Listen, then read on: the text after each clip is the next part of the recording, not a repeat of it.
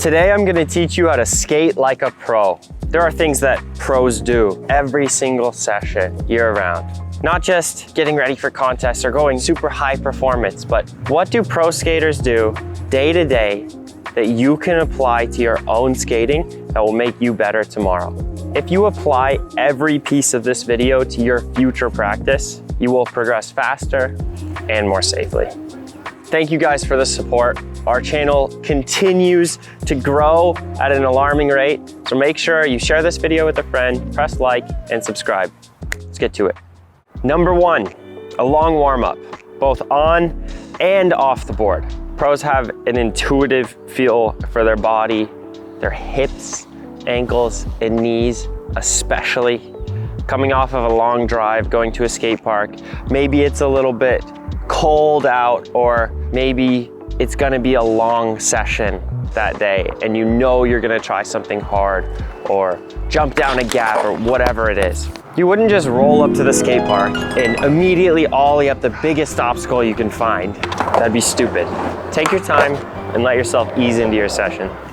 Feel your ankles and hips and the way your back wants to move, and give yourself that 20, possibly 30 minutes to let your joints warm up. So the first time you try a real trick, you don't have a sore ankle or you don't throw out your hip. An annoying injury at the beginning of the session will knock you off your game so hard. You're not gonna show up to a skate park as a great skateboarder. It's just not gonna happen. It's unsustainable. You'll have stronger days and weaker days,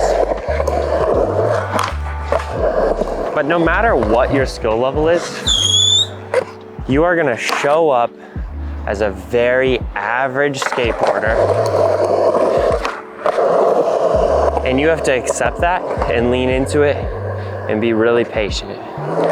Sometimes experience and progression is the thing that will hold you back the most, because you start to expect too much of yourself on any given day. Get to the park, take it slow, make sure your body and mind are ready for the session. Number two, foot position. Pros always know exactly where their feet are on the board, whether they're looking or not. A way you can practice this is hop on your board and place your back foot down, get your front foot into position and say, okay, I want to be covering the bottom two bolts on the front chucks, and I want my back foot to have a 1/4 inch between my toes and the rail, right at the bottom of the tail. And then you can look. And I actually nailed it.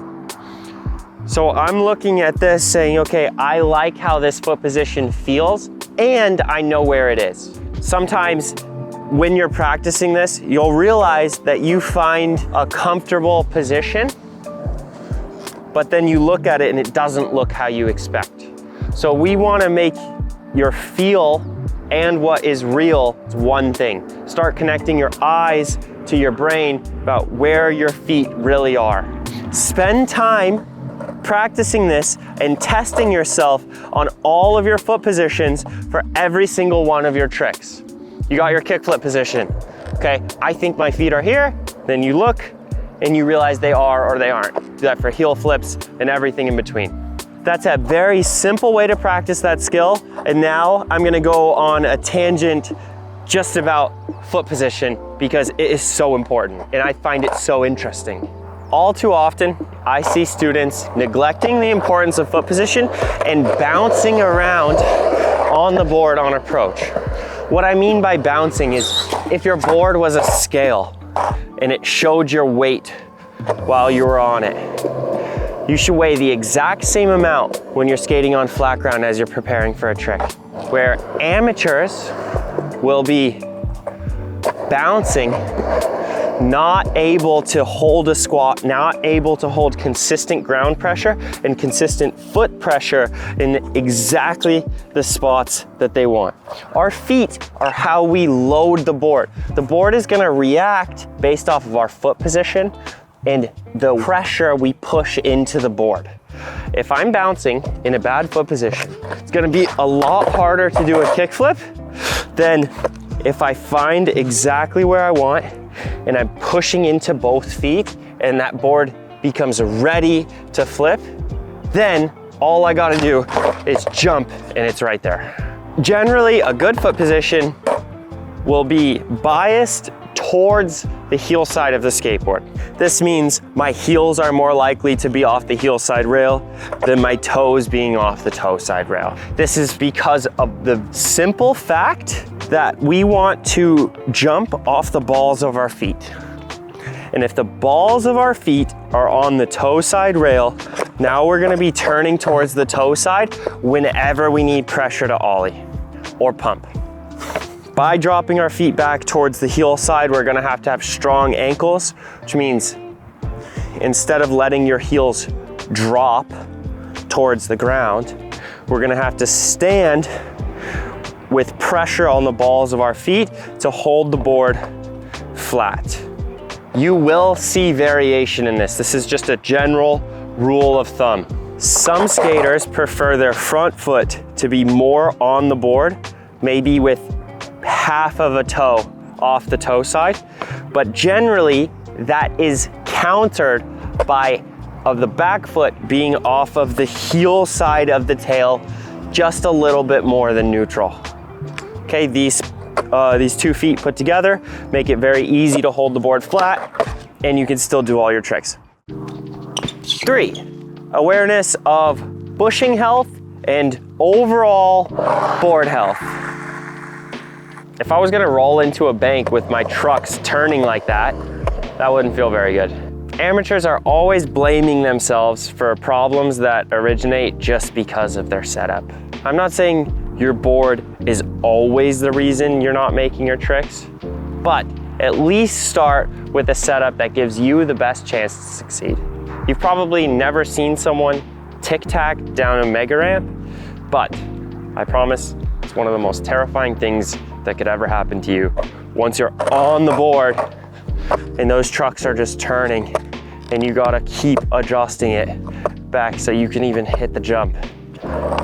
You know as soon as you rolled in, you're like, I made a huge mistake. So for truck health and bushing health, especially if you're riding harder bushings, make sure they're not cracked. You can easily take a look around the bushing and just check for cracks or any deformities, because that will make a huge difference. And if you're on tighter trucks, they're more likely just to get stuck turning one direction or another. When you land a trick, there's so much pressure that you're pushing down into the ground. Those wheels turn, truck gets stuck like this, and then as soon as you start skating again, it'll just start turning. A couple of things you can do, you maybe just loosen your trucks a little bit. If it's turning to the right, you can just jump on the left side of the board to get those bushings to flatten out. Or one of my personal favorites, you can kick on the wheels and that'll make the trucks flatten out. So before you drop in, make sure you get your setup right. The next thing we can cover is dead pop. You can hear the difference in the audio between my board and this board, where maybe it is just older or it got wet,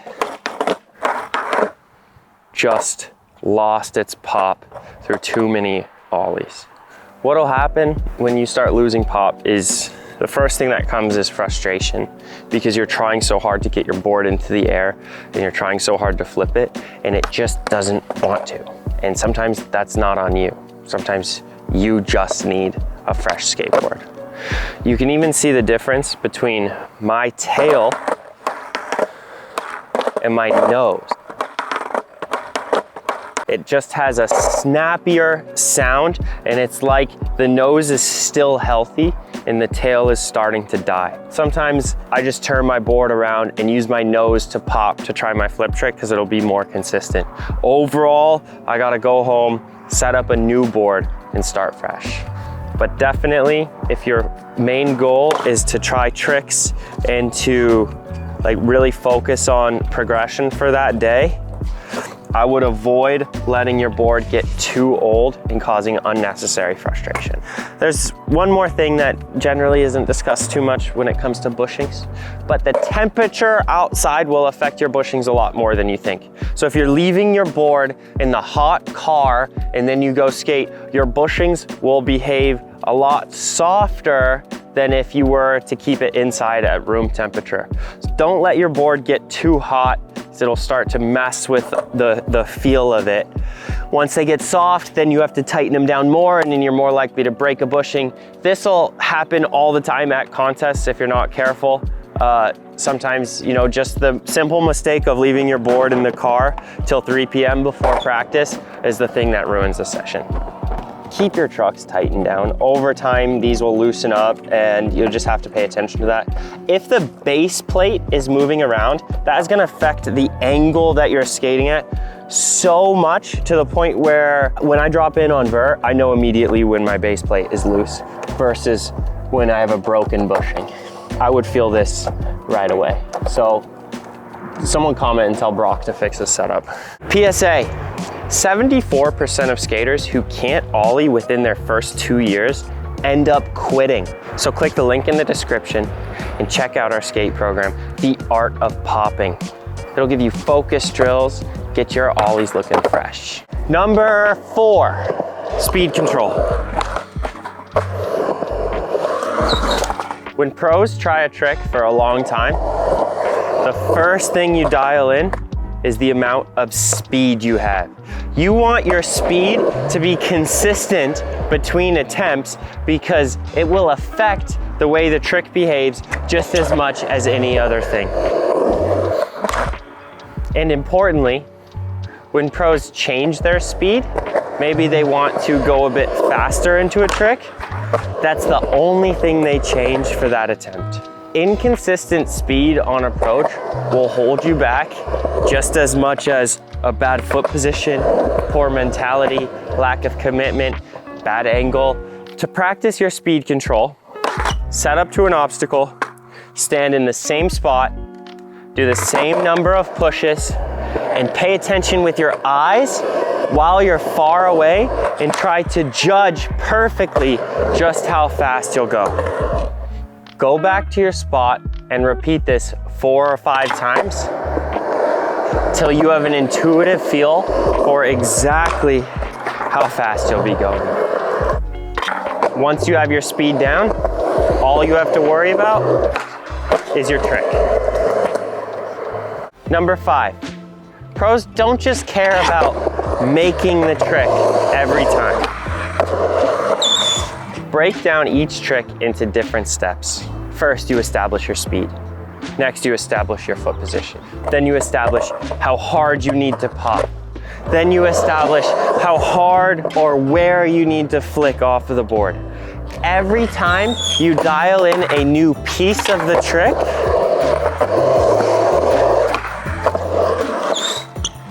that is one step forward. Be comfortable with baby steps, and don't get down on yourself expecting to land everything first try.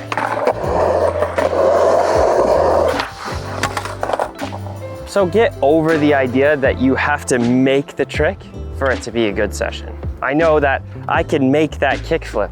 I had the opportunity to practice my flick, my speed control, get used to a new bank.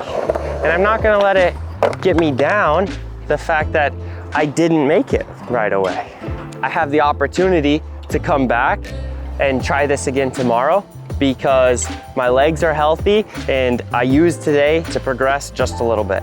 It's more sustainable to skate safely instead of being obsessed with just making a sketchy trick and that's the only way you can win. The more you're aware of your progression and you can take it slow but be consistent, that's where you'll win long term. Number 6, bailing. If you can get good at bailing, you could be a great skateboarder. To learn any trick, you have to first learn the bail. Pros are so good because they're professionals at falling. If you can fall safely, you can try any trick as many times as you want. Then, with sheer volume you could go learn how to skateboard. The only thing that will hold you back is getting hurt and having to take a step back, take long breaks, getting more fearful over time instead of consistent practice where you're gaining confidence. I know intuitively at this skate park here that this concrete is gonna be a little bit rougher than average. So I know I'm not gonna be able to butt slide out of an air on a quarter pipe, no matter how big the quarter pipe is. Where at other skate parks, I might be able to. So I have to approach bales at this skate park with a specific bale in mind that works for this concrete. This is something that develops over time, but this is why when you approach your tricks, that you should practice the way you're gonna fall so you can have a strategy on how to inch yourself closer to your dream tricks without getting hurt. So make sure you're visualizing the bale of the trick before you even try the trick so you can go at it with the right bale in mind so you can stay safe.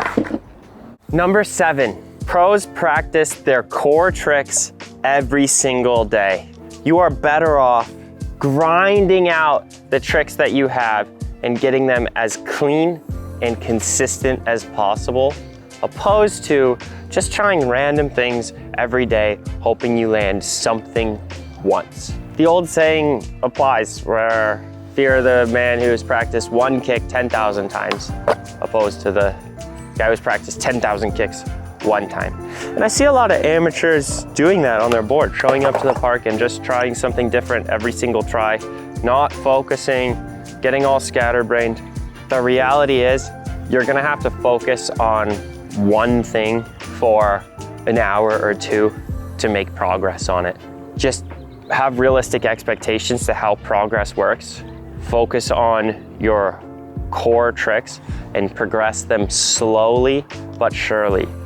Going to a contest, I prepare knowing that my D game is gonna show up for the contest, and I might not get my A game on Friday in the finals, so I can't rely on that. That just means when you're at your worst, can you still do your core tricks? That's what it means to be a good skateboarder. It's not how good are you on your A game, it's how good are you when you're skating bad.